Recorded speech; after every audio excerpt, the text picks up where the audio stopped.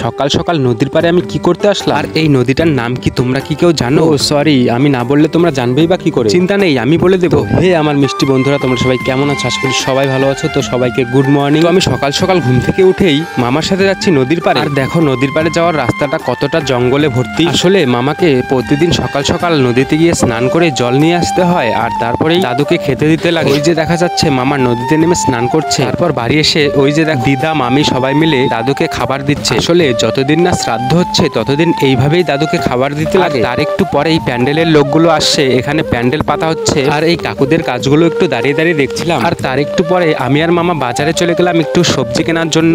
আসলে কালকে দশা শ্রাদ্ধ হবে, তো তারই জন্য কিছু সবজি আর কিছু কেনাকাটা ছিল, সেগুলোই আমরা কিনতে আসলাম। মামা আর এখানে নাকি গাজর 40 টাকা পোয়া, মানে 160 টাকা কেজি, ভাবা যায়। আর তারপর কেনাকাটা কমপ্লিট করে আমরা চলে আসলাম একটা প্রিন্টারের দোকানে। আসলে সেদিন যে ফটোটা বার করতে দিয়েছিলাম দাদুর, সেটাই নিতে আসলাম। আর দেখো কমপ্লিট হয়ে গেছে, কত সুন্দর লাগছে দেখতে। তো বন্ধুরা, আজকের মিনি ব্লগটা এটুকুই, দেখাবে নেক্সট ভিডিওতে। ততক্ষণ তোমরা সাবস্ক্রাইব করে পাশে থেকো। টাটা।